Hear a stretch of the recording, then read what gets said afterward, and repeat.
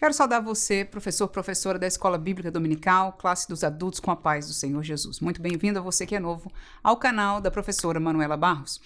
O esboço deste estudo está disponibilizado para você que está novo por aqui na descrição deste vídeo e fique à vontade de usá-lo sem custo algum. Eu gostaria também de dizer que este canal oferece para você dois tipos de aula. O primeiro é esse que eu uso por questão da realidade da minha igreja, tanto de tempo como dos alunos que eu tenho. É um roteiro mais dinâmico, uma didática mais compactada e mais efetiva para aquilo que nós temos na sala de aula. No entanto, nós também disponibilizamos no canal o estudo, como a maioria dos irmãos fazem, seguindo o comentário da nossa lição e a partir daí não só explicando alguns conceitos, mas também tentando trazer algumas atividades, não é, para a participação dos alunos. Assim que, por um lado, ambos valem a pena.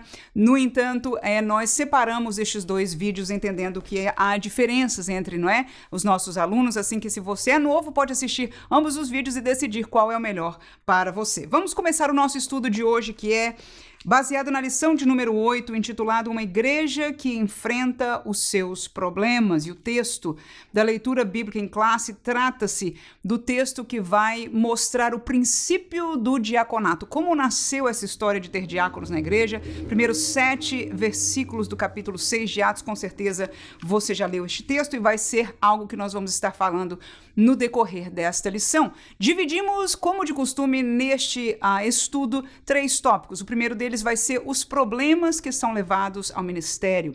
O segundo tópico vai ser divisões e funções do ministério. Em terceiro lugar, características dos que servem ao ministério. Primeiro tópico, os problemas levados ao ministério. O conceito que nós vemos aqui a partir deste texto fala somente de uma característica, de uma divisão, de um problema social da igreja da época. No entanto, nós vamos trazer à tona aqui 3 problemas que nós convivemos com eles na nossa realidade da igreja, não só biblicamente falando, mas como um todo, né? Porque aqui não estamos só num texto, mas também na igreja de hoje. Portanto, nós encontramos 3 tipos de problemas. Primeiro, conflitos culturais étnicos, como é o caso daqui, hebreu e grego. Conflitos culturais sociais, a exemplo de ricos e pobres.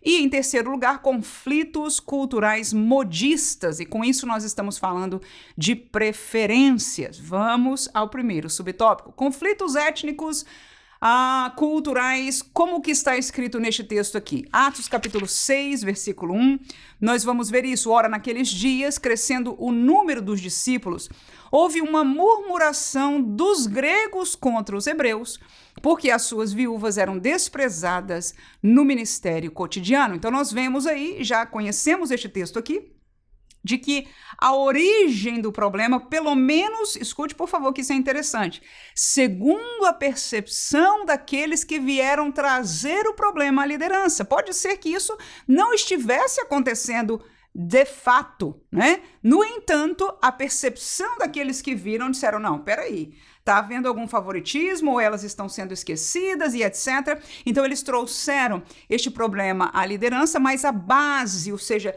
na cabeça deles, e pode ser verídico, o que causou foi a questão de etnias diferentes. Havia, talvez, se outra palavra, seria um favoritismo, um esquecimento de um grupo étnico que fazia parte da igreja da época. João capítulo 4 e versículo 9 diz, disse-lhe, pois, a mulher samaritana, como, sendo tu judeu, me pedes de beber a mim, que sou mulher samaritana, porque os judeus não se comunicam com os samaritanos. Então, nós vemos aí um exemplo prático desta questão étnica no conviver, inclusive, de Jesus, não é? Porque, queira ou não, Jesus era um judeu. E você lembra deste texto aí, não é? Que ele atravessou por Samaria, diferente da rota da maioria dos judeus, mas em passar por ali, então ele encontrou com essa mulher e ele falou com ela. E não só uma mulher qualquer, nós conhecemos o texto, ela era uma pessoa que tinha certas dificuldades, problemas na vida, vivia uma vida de pecado e Jesus ali encontrou-se com ela de uma maneira particular. Mas a questão étnica para ela é forte, né? Jesus não é que passou por cima, mas ao mesmo tempo o coração, a visão e aquilo que ele nos ensinou, não é? Sobre a realidade étnica e nos pavimentar o entendimento que nós temos, que os seus seguidores da época deveriam ter, e que nós devemos ter também, e nós aprendemos aí. Mas era uma realidade a questão de diferencial étnico dentro do contexto dos judeus aí, ou dos seus, né, dos demais judeus, no sentido de que adoravam a Deus dentro do judaísmo? Sim, existia. Atos capítulo 10 e versículo 28, e disse-lhes: vós bem sabeis que não é lícito a um varão judeu ajuntar-se ou chegar-se a estrangeiros, mas Deus mostrou-me que a nenhum homem chame comum ou imundo. Então, o que nós vemos aí, este texto de Atos 10, é o texto do encontro de Pedro com Cornélio, né? E quando Cornélio, que era um gentio,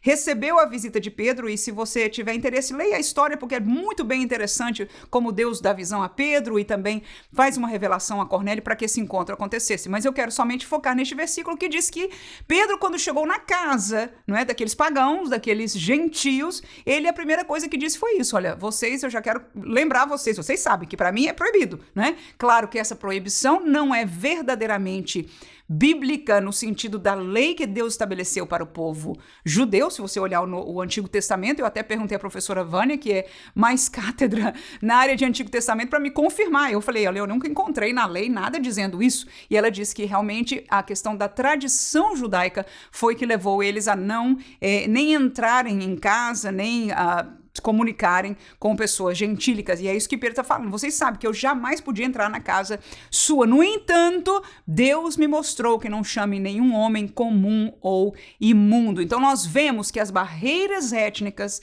de culturas étnicas diferentes existiam. No entanto, nós já vemos aí que a palavra de Deus, o Espírito de Deus, a realidade da igreja, vem a permitir que isso não seja um problema para o nosso convívio. Conflitos culturais, sociais, rico e pobre é outra realidade. Vamos a Tiago, capítulo 2, versículo 1 a 5, diz: meus irmãos, não tenhais a fé de nosso Senhor Jesus Cristo, Senhor da glória, em, olha aí o que diz, acepção de pessoas. Não cabe entre nós. Fé com acepção de pessoas não pertence. Versículo 2 em diante. Porque se no vosso ajuntamento entrar algum homem com anel de ouro no dedo, com vestes preciosas, e entrar também algum pobre com sórdida vestimenta, e atentardes para o que traz a veste preciosa, ele disseste: assenta-te tu aqui num lugar de honra, e dissestes ao pobre: tu fica aí em pé, ou assenta-te debaixo do meu estrado. Porventura não fizeste distinção dentro de vós mesmos, e não vos fizeste juízes de maus pensamentos? Ouvi, meus amados irmãos, porventura não escolheu Deus aos pobres deste mundo para serem ricos na fé e herdeiros do reino que prometeu aos que o amam? Muito bem, está aí o texto de Tiago. Tiago é muito forte nas suas colocações, mas muito preciso e usado por Deus naquele chacoalhar que nós precisamos. E ele nos faz olhar que naquilo que nós atuamos, e às vezes a gente pensa: não, eu fiz tudo certo, no entanto, no nosso coração nós temos este preconceito, nós temos esta acepção de pessoas, e textos como esse nos faz julgar a nós mesmos. Porque não condiz, e ele termina este contexto, o versículo 5 que nós lemos, nos lembrando a posição de Deus. Aleluia! Porque Deus não só fez assim, mas há uma prova, não é, na realidade daqueles cuja confiança não é a riqueza. E você pode comparar com outros textos bíblicos que homens ricos, não é, se mostraram confiados na sua riqueza, colocaram o seu tesouro naquilo que ele tinha e acabaram perdendo o caminho da salvação. Então nós encontramos aí que Deus escolheu os pobres deste mundo para serem ricos na fé. No entanto, há distinção, há entre nós, no nosso coração, e como diz o texto, nas nossas atitudes, às vezes mais disfarçado, às vezes menos, mas a pergunta é: quão igual e quão diferente está no nosso coração? E o evangelho, a fé, com a acepção de pessoas, não combina, não está certo, não é aquilo que o nosso Deus é, portanto traz um cuidado para nós. Mas existe isso dentro da igreja? Pode existir, pode se aflorar, com certeza é o que Tiago está falando aí. Mateus capítulo 26, versículos 6 a 9. E estando Jesus em Betânia, em casa de Simão, o leproso, aproximou-se dele uma mulher com um vaso de alabastro, com unguento de grande valor, e derramou-lhe sobre a cabeça, quando ele estava sentado à mesa. E os seus discípulos, vendo isso, indignaram-se, dizendo: por que este desperdício? pois este unguento podia vender-se por grande preço e dar-se o dinheiro aos pobres. O que nós vemos aí? Um aparente cuidado com os pobres, não é? No entanto, a questão de como gerenciar o dinheiro ou coisas preciosas financeiras. E é interessante, na realidade da nossa vida, que duas coisas acontecem diferente daquilo que a gente pensa de maneira geral.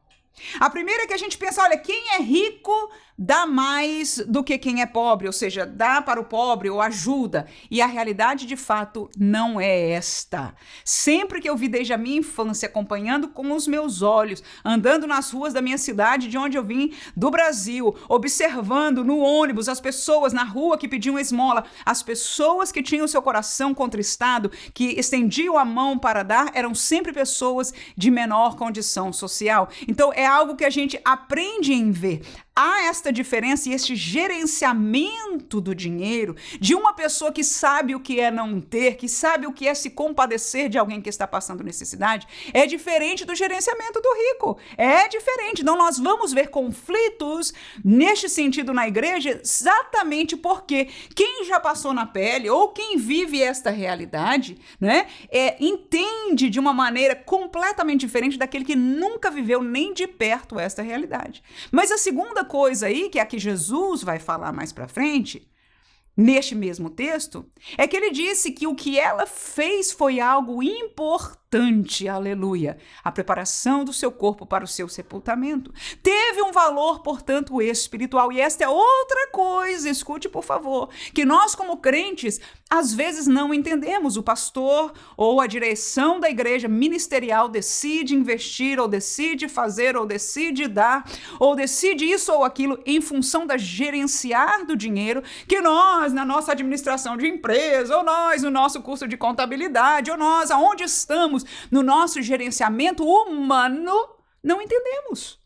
Amém? Podemos não estar percebendo a vertente espiritual das coisas. E estes homens são chamados para dirigir a igreja espiritualmente. É o que texto que a gente leu na leitura em classe. Ele diz, olha, não convém a gente estar servindo às mesas quando nós temos que ficar na oração e no ministério da palavra.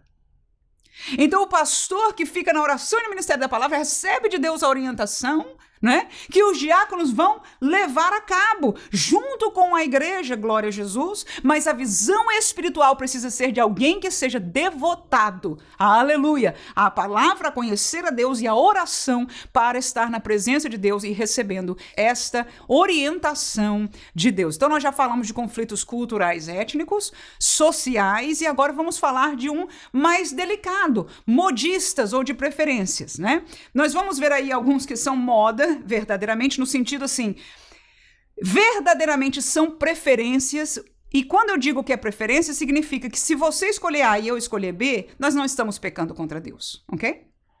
Existem muitas coisas assim, que seria melhor para nós, talvez, fazer A ou B. No entanto, nenhuma das coisas nos separa de Deus, são um pecado contra Deus. Mas algumas destas até são, e alguns preferem ter um entendimento, volto a dizer a palavra ali, preferem a liberdade do homem sempre está disposta para ele ou para ela. E por causa disso, esse último tópico pega fogo pra gente. Porque na igreja é só o que há. Enquanto nos outros dois nós podemos até disfarçar, nestes casos, não. Nestes casos, não, eu sou o que sou e você está errado. Você não pode me julgar assim, porque na Bíblia não diz isso, e porque isso, e porque aquilo outro. Vamos lá, Mateus capítulo 23, versículo 1 a 6, então falou Jesus à multidão e aos seus discípulos, dizendo, na cadeira de Moisés estão assentados os escribas e os fariseus. Observai, pois, e praticai tudo o que eles vos disserem, mas não procedais em conformidade com as suas obras, porque dizem e não praticam, pois atam fardos pesados e difíceis de suportar, e os põem sobre os ombros dos homens, eles, porém, nem com o dedo querem movê-los. E fazem todas as obras a fim de serem vistos pelos homens, pois trazem largos filactérios e alargam as franjas das suas vestes e amam os primeiros lugares nas ceias e as primeiras cadeiras nas sinagogas. Então, o que nós vemos aí?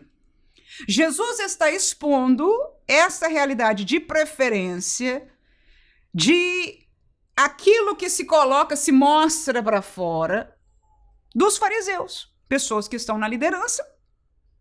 E são pessoas que preferem não só mostrar a santidade exterior, mesmo que seja incompatível com a interior, e que querem exigir a mesma coisa de outras pessoas, e não só no tocante à santidade estética, mas também algumas devoções, ou sei lá, Jesus aí não fala na prática tudo que eles estão exigindo, mas como eu mencionei aqui mais cedo na aula, determinadas coisas dentro do judaísmo neste tempo não eram 100% baseado na lei de Moisés, eram adições humanas, né?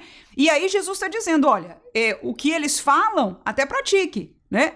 Mas eles não fazem isso, ou seja, há uma desconexão dessas duas coisas. Outras coisas, ele virou para eles e disse, vocês estão pedindo coisa que não é necessária, como colocando um peso que vocês não estariam dispostos a fazer. Então são estes dois lados da moeda que nós vemos explícito nas vidas destes líderes religiosos aí que Jesus expõe, né? São questões de preferências. Na verdade, Jesus está dizendo isso não é o que está na lei, não é o que Deus pede, vocês estão fazendo um peso maior e isso não está certo, isso é questão de preferência e, na verdade, esse é o mais forte.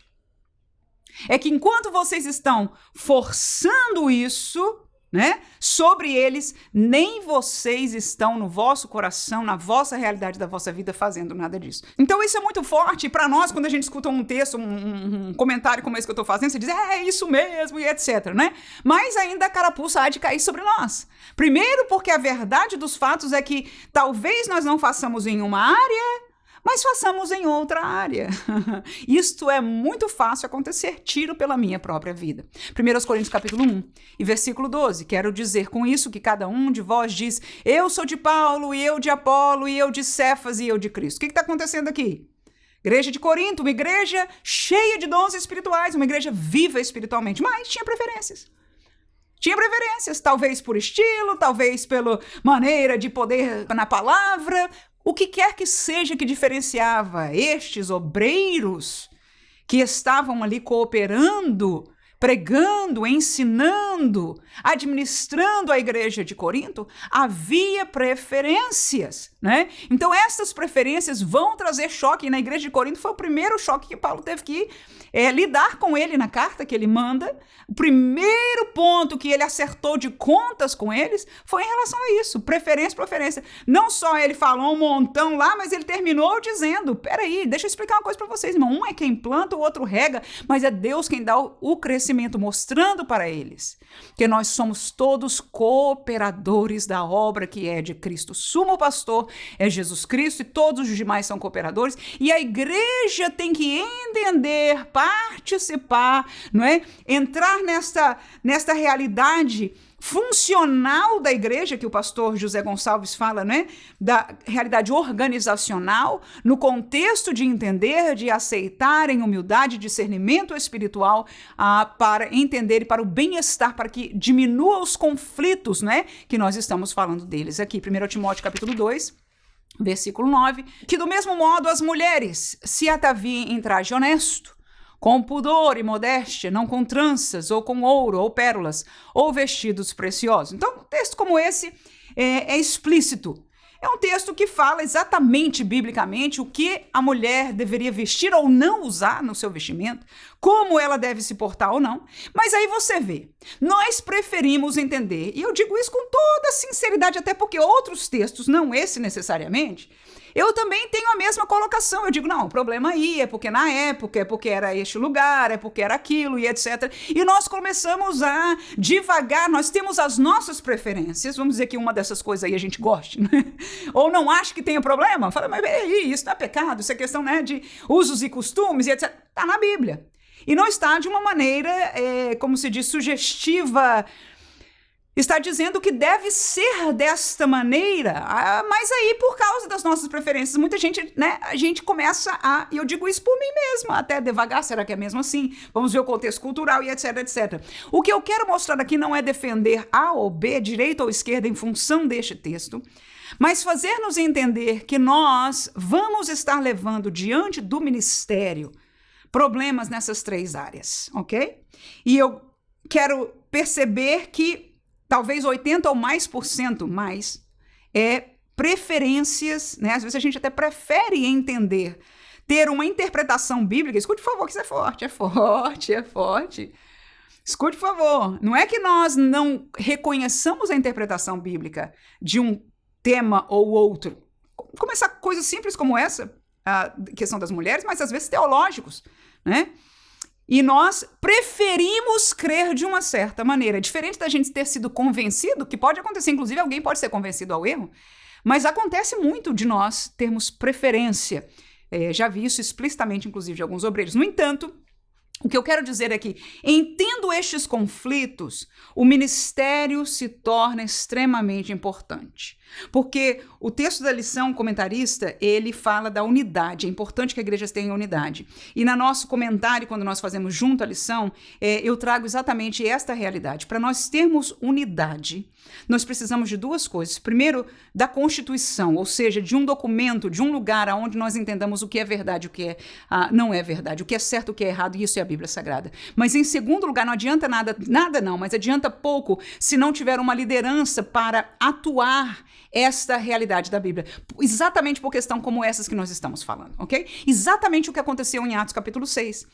Ou seja, não é que eles não sabiam o que é certo e errado, de que deveriam fazer o bem a todos, ou não há acepção de pessoas. Não é que a igreja, os crentes não sabiam disso, mas havia uma realidade prática, e a liderança está aí para isso. Então, para haver unidade é necessário a Bíblia para sabermos o que é certo e errado, e uma liderança para nos guiar e para colocar em prática. Então, e ali há 2 graus de liderança, ou 2 colocações de liderança, que é aquele que disse, olha, temos um problema nessa área, mas nós não podemos estar gerenciando daqui. Então ele colocou esta hierarquia funcional dentro da igreja, mas veio da liderança, e a resposta sempre virá da liderança. Ela deve usar a palavra como base, e nós aceitaremos exatamente porque a palavra é base. Mas quando há discussão, isso é supernatural, irmão, em qualquer área da vida. Quando você tem um problema e você não conseguiu de um para o outro resolver, o que é que nós fazemos? Nós levamos alguém que possa julgar entre nós, alguém que possa fazer, não é, uma justiça, ou, enfim, dizer quem está certo e está errado. Então, a liderança é vital. Escute, por favor, porque é uma conclusão muito importante. A liderança espiritual na igreja, aqueles homenzinhos que disseram, olha, não está bem que nós deixemos a oração e a palavra para servirmos a mesa. Alguém pode olhar com isso, é preconceito, está colocando segunda categoria. Não. A liderança é de fundamental importância na igreja. E alguns de nós querem, não só, é preconceito, é isso, Deus é que é a nossa liderança. Não, irmãos, vamos olhar na Bíblia e ver que Deus instituiu desde o princípio, aleluia, homens, e depois quando entrou no contexto da igreja, esta liderança na igreja, exatamente para que possa haver esta unidade, ou pelo menos uma tentativa, não é? Este bem caminhar do corpo chamado a Igreja de Jesus Cristo. Então falamos dos problemas, agora vamos falar das divisões e funções do ministério, é o segundo tópico. Há um trabalho pastoral, que trabalha no Ministério da Palavra. Há um trabalho diaconal, que é no Ministério do Serviço. E terceiro, um trabalho vocacional, suporte ao ministério. Na palavra, o ministério ou o trabalho pastoral, Atos capítulo 6, versículo 4. Mas nós perseveraremos na oração e no ministério da palavra.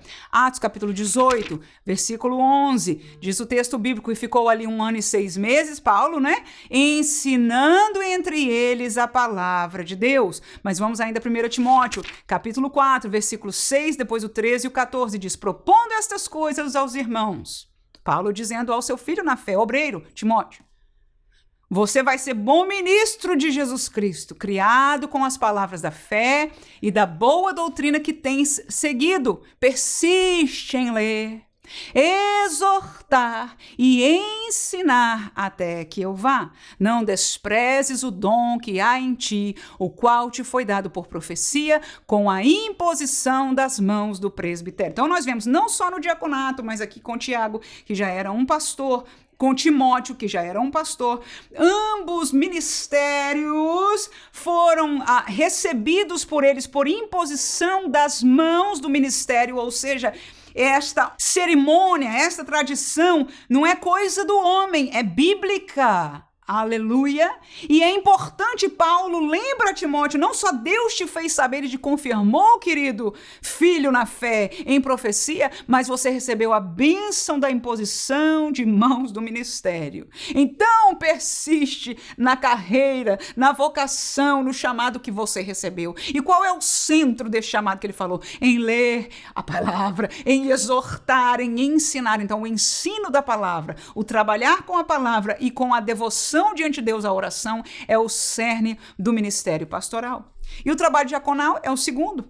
Atos capítulo 6, versículo 2, 3 e depois o 6. E os 12, é o texto lá da nossa lição, né? Convocando a multidão dos discípulos, disseram: não é razoável que nós deixemos a palavra de Deus e sirvamos às mesas. Escolhei, pois, irmãos, dentre vós 7 varões de boa reputação, cheios do Espírito Santo e de sabedoria, aos quais constituamos sobre este importante negócio. Versículo 6. E os apresentaram ante os apóstolos, e estes, orando, olha aí, lhes impuseram as mãos. Então, há uma bênção pastoral sobre este trabalho honroso que a palavra nos chama, mas o ministério, o trabalho é das coisas físicas, humanas, naturais na igreja, sociais inclusive. Um homem tem que ser espiritual, mas está trabalhando com coisas que são materiais. Não deixa de usar, como nós vamos ver, 2 exemplos aí, de ser usado nas coisas espirituais. Amém?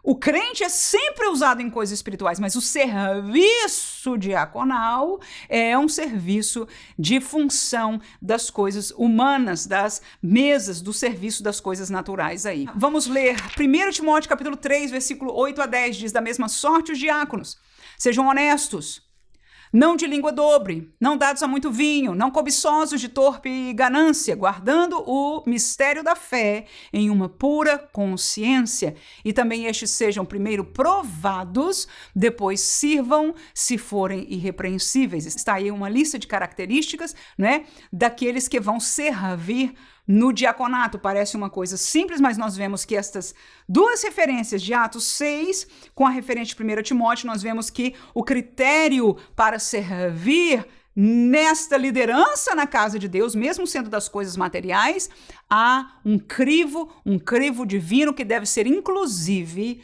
provado. Quem é que vai provar o obreiro? As pessoas dão testemunho. As pessoas podem dizer: amém, pastor, é uma bênção que essa pessoa seja diácono. Nós concordamos. Por quê? Porque ele tem bom testemunho. Mas o pastor, a liderança espiritual, é quem vai provar, é quem vai aprovar este obreiro. Terceiro subtópico aí, o trabalho vocacional. Suporte ao ministério. Há trabalhos na igreja que não são ministeriais. Às vezes a gente, no coloquial cristão, nós falamos: o ministério disso, o ministério daquilo. Mas se nós reconhecermos bem a miúdos, né, os ministérios, a realidade ministerial bíblica, nós vamos ver que a colocação disso daí seria mais vocação, trabalho vocacional do que ministerial. Então, este ministério ou estes trabalhos vocacionais, que às vezes, como eu disse, pode ser chamado de ministério. No entanto, eles são mais de suporte ao ministério, este ministério que é liderança na igreja. Agora veja, que mesmo algumas dessas vocações, você está como líder dessa vocação. Por exemplo, na área da música, muitas pessoas colaboram, contribuem, né, na área da música da igreja. No entanto, pode haver alguém que está na liderança, mas isso não significa, né, liderança ministerial no contexto ministerial da igreja, mas sim vocacional. Romanos capítulo 16, versículo 1 ao 3 diz: recomendo-vos, pois, Febe, nossa irmã, a qual serve na igreja que está em Cencreia, para que a recebais no Senhor, como convém aos santos, e ajudeis em qualquer coisa que de vós necessitar, porque tem hospedado a muitos, como também a mim mesmo. Saudai a Priscila e Áquila, meus cooperadores em Cristo.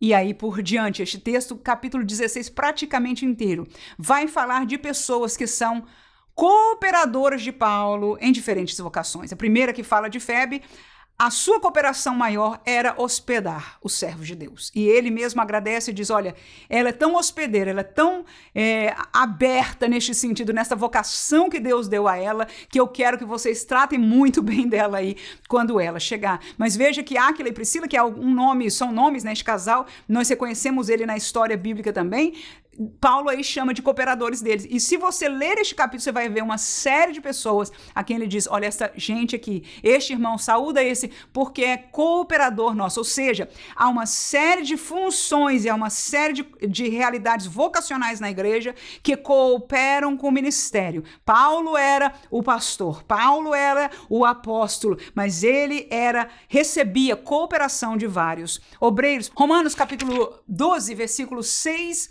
a 8 diz, de modo que, tendo diferentes dons, segundo a graça que nos é dada, se é de profecia, seja ela segundo a medida da fé, se é ministério, seja ministrar, se é ensinar, haja dedicação ao ensino, ou o que exorta, use este dom em exortar, e o que reparte, faça-o com liberalidade, o que preside, com cuidado, o que exercita misericórdia, com alegria. Então nós vemos essa que eu chamo de uma das listas mistas, não é, de dons na Bíblia, porque não estão falando só de dons espirituais, nem só de dons ministeriais, nem só de dons vocacionais, mas há um pouquinho de cada coisa aí. Então esta lista mista nos mostra, em sua maior parte, dons vocacionais, como estes últimos que está aí no último versículo, né? A questão de exortar, a questão de repartir ou de presidir ou de exercer misericórdia, todos estes estão num contexto vocacional. Então tem as pessoas que a sua natureza dada por Deus, a sua vocação dada por Deus é esta, e às vezes parece coisa pequena, mas são importantes para o suporte, para o auxílio do ministério. Então nós vemos divisões e funções do ministério e vemos a importância. Só um pastor, só um líder sabe como é importante, como é bom. Eu posso imaginar Paulo escrevendo capítulo 16 a Romanos. E lembrando destes cooperadores, que eles não posso esquecer do fulano de tal, e ele põe lá, né, mesmo na sua carta, mais uma linha. Era complicado mandar carta naquela época, escrever naquela época não era como hoje, não é? No entanto, ele não posso deixar, porque este é um cooperador sério da obra de Deus, que nós possamos, sendo quem me escuta do ministério, apreciar a estes cooperadores com as suas vocações, e nós que somos vocacionados em diversas coisas, por exemplo, nós que estamos aqui no Ministério do Ensino, eu falei até ministério, né? Mas o trabalho do ensino, na vocação do ensino, como diz aí, que nós possamos fazer com cuidado para ser de bênção àqueles que têm a liderança espiritual da igreja do Senhor Jesus, local que nós servimos. Terceiro tópico, características dos que servem no ministério. Primeiro lugar, necessidade de boa reputação, eu botei a palavra confiança ligada a essa. Segundo, necessidade de ser cheio do Espírito Santo, eu pus a palavra discernimento. Terceiro lugar, necessidade de sabedoria, trata-se do porte e das palavras desta pessoa. Então nós vamos ver mais uma vez que servir ao ministério não é para qualquer um. No sentido de que há características que aquele que deseja o ministério, ou aquele que é chamado por Deus e vocacionado por Deus a ministério, de uma ou de outra forma, porque ambas existem, biblicamente, devem lutar para exercer, para viver, para estarem. E não é à toa que o Espírito Santo falou ao coração de Pedro ali dizendo, é necessário que eles tenham esta característica. E vocês, irmãos, busquem os irmãos que tenham essas características e nos tragam. Aleluia! Para que nós possamos averiguar, não é? E depois, com imposição de mãos, dar a bênção para que eles sejam líderes na igreja, na casa de Deus. Primeiro, boa reputação. O que acontece com a boa reputação é que nós criamos confiança na pessoa. E vai ser mais fácil entender o contrário. Você, por acaso, já viu alguém que falhou em alguma coisa, sua reputação foi manchada? E aí, esta pessoa tem oportunidade, ou esta pessoa está na liderança e vai falar, vai pregar, vai ensinar. E você, no seu coração, diz, quem é você para ensinar se você vive assim? Não é assim? Ou seja, esta pessoa e o que ela fez quebrou a sua confiança nele ou nela. E é este o problema da boa reputação. Todos nós podemos falhar, e nós todos falhamos, mas quanto mais é dado, mais você vai ser cobrado, segundo a palavra de Deus, e é mister que seja assim. Então, se nós desejamos e aceitamos, escute por favor. Se nós aceitamos, vamos falar da vocação nossa, para não botar em ninguém, né, como professores. Nós aceitamos sermos uma pessoa que vai estar na frente de uma classe. Nós temos que ser exemplos para eles. Exemplos em tudo, ok? Então, se eu e você gosta meio disso, daquilo, aí a palavra de Deus nos diz assim, olha, se isso ou aquilo traz escândalo para o teu irmão, deixa.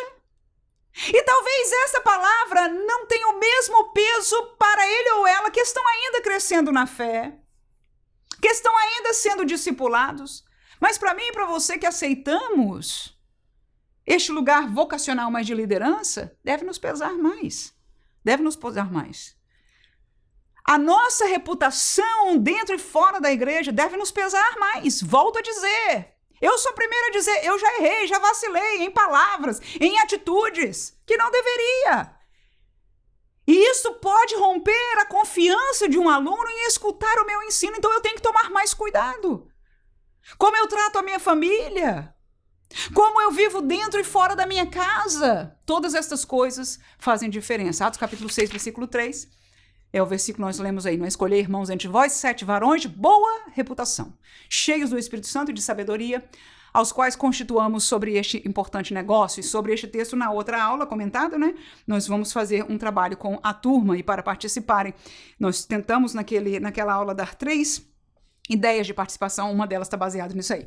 1 Timóteo capítulo 3, 2, 3 e 7 diz, convém, pois, que o bispo seja irrepreensível, marido de uma mulher, vigilante, sóbrio, honesto, hospitaleiro, apto para ensinar, não dado ao vinho, não espancador, não cobiçoso de torpe ganância, mas moderado, não contencioso, não avarento. Convém também que tenha bom testemunho dos que estão de fora, para que não caia em afronta e no laço do diabo. Então, o que nós vemos aí?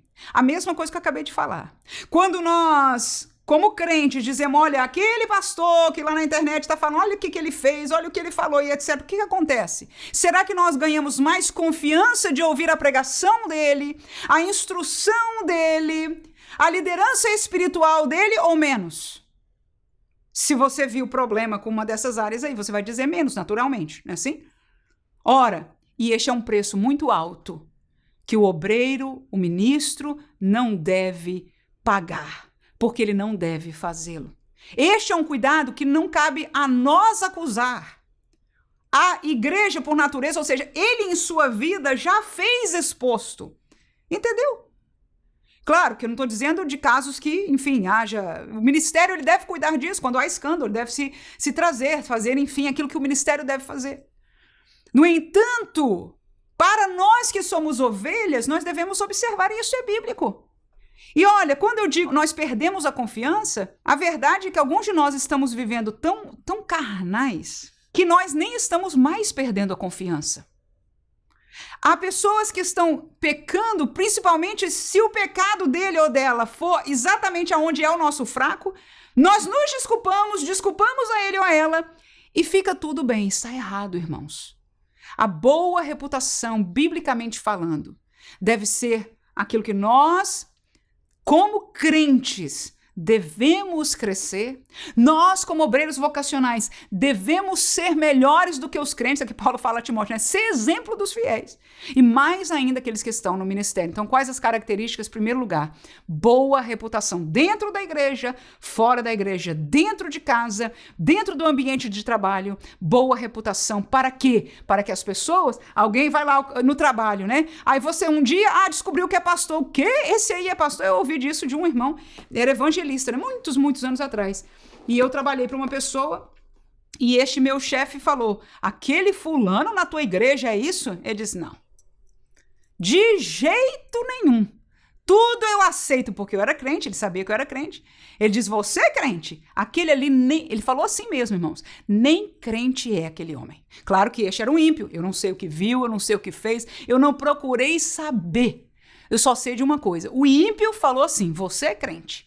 Mas aquele ali, nem crente é, muito menos um obreiro. Então veja que a questão da boa reputação, como é que este irmão falaria de Jesus? Daria exemplo, chamaria para a igreja uma pessoa como essa? Impossível. Necessidade de ser cheio do Espírito Santo. Por quê? Porque, irmãos, quem é cheio do Espírito Santo tem discernimento espiritual pela própria natureza de que o Espírito está em nós. Níveis diferentes. O dom do discernimento é um, o discernimento do dia a dia com o Espírito Santo é outro. Eu vou dar 2 exemplos bíblicos aí, que são pessoas novas na fé, no melhor dos sentidos, sentidos. O Espírito Santo acabou de descer a Atos ainda dos Apóstolos, ou seja, os primeiros anos da igreja, mas que mostra o que é ter uma vida cheia do Espírito Santo.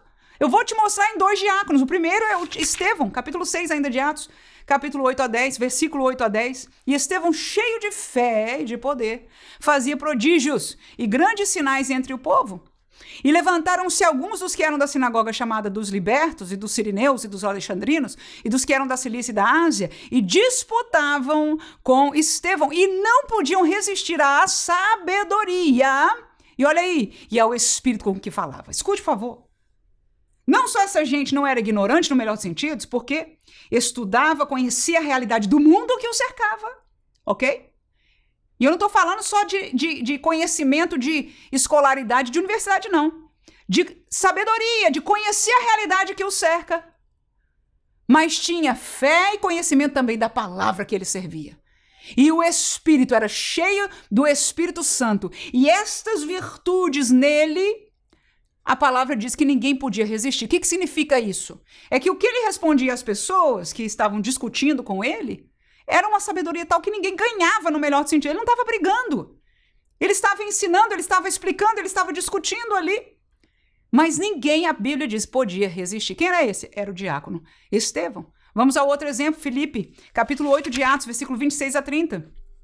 E o anjo do Senhor falou a Filipe, dizendo, levanta-te e vai para a banda do sul, ao caminho que desce para Jerusalém, para Gaza, que está no deserto. Levantou-se e foi. E eis que um homem etíope, eunuco, mordomo mor, de Candace, rainha dos etíopes, o qual era superintendente de todos os seus tesouros, e tinha ido para Jerusalém para adoração, regressava e assentado no seu carro, lia o profeta Isaías. E disse o Espírito a Filipe, chega-te e ajunta-te a esse carro. E correndo, Filipe ouviu que lia o profeta Isaías e disse, entendes tu o que lês? Nós não vamos ler o texto completo aí de Filipe, mas eu quero ressaltar alguns pontos aí. Primeiro, o homenzinho estava na sua casa quando o Espírito Santo lhe disse, vá a tal lugar. Tá aí, primeira coisa, irmãos, que a gente passa às vezes por cima. Tá aí. Quem de nós é cheio do Espírito Santo, vive uma vida de comunhão com o Espírito Santo, que até hoje o Espírito Santo nos disse, chega perto daquele lugar. Eu ainda me lembro a primeira vez que aconteceu comigo.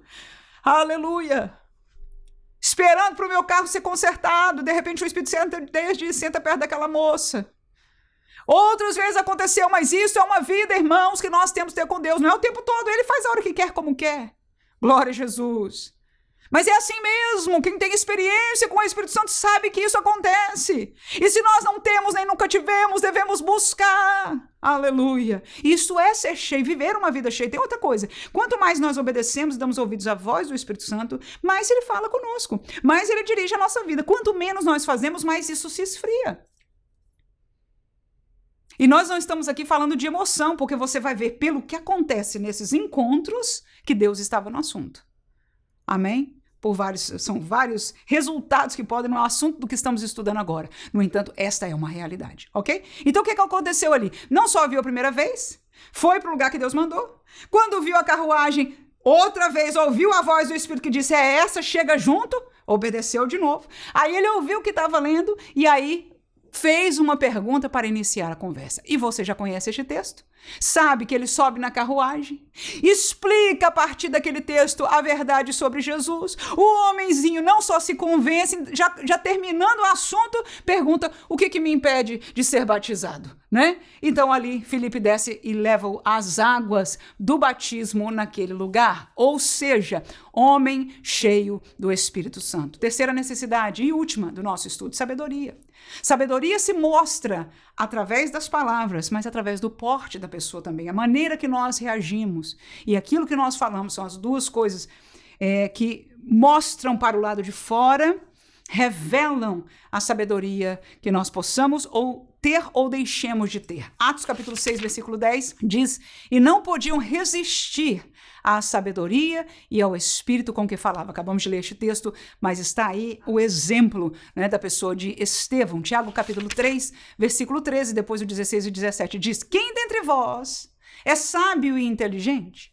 Mostre, olha aí, pelo seu bom trato, maneira que você trata, que você caminha, o seu porte, as suas obras em mansidão de sabedoria. Então, as obras refletem muita coisa. Porque onde há inveja e espírito faccioso, há perturbação e toda obra perversa. Mas a sabedoria que vem do alto, ela é primeiramente pura, depois pacífica, moderada, tratável, cheia de misericórdia e de bons frutos, sem parcialidade e sem hipocrisia. Que lindo, irmão. Só neste versículo 17, né? Nós vemos se nós somos pessoas que evidenciam a sabedoria de Deus em nossas vidas. Porque a sabedoria de Deus é esta que vem do alto. E essas maneiras de que elas são vistas por fora, a pacífica, a moderada, será que é isso que nós somos? Será que é este o fruto que nós damos? É tão lindo, né? Eu tive não só um pastor, graças a Deus, né? Mais de um pastor que nós vimos e sentimos, é aquela coisa disso, eu vou falar com o pastor e você sabe que não vai ter uma briga, nem vai ter aquela coisa forte. Não, é uma coisa moderada, é uma coisa tratável, é cheio de misericórdia. E é triste quando nós encontramos o contrário, a hipocrisia ou faltando alguma dessas coisas, nos machuca na alma, porque nós esperamos que estes líderes sejam homens de Deus e sejam cheios de sabedoria, e a sabedoria vai se mostrar por isso que nós aprendemos. Que Deus abençoe você na sua aula, em nome de Jesus, professor. Você como obreiro, você como crente, que possamos primeiro, antes de tudo, trazer esta palavra vívida para o nosso coração. Se essa palavra entrar e frutificar e acrescentar, aleluia, crescimento espiritual e boa reputação e cheios do Espírito Santo e sabedoria em nós, irmãos, aquilo que nós vamos estar ensinando na nossa aula, o fruto vai ser muito maior, evidente e com graça e glória espiritual. Que Deus nos ajude a crescermos nele, a buscarmos a ele, a crescermos e sermos fortalecidos, para que a evidência disso, aleluia, seja de fortaleza para aqueles que nos ouvem. Deus abençoe você até a semana que vem, se Deus quiser. Amém.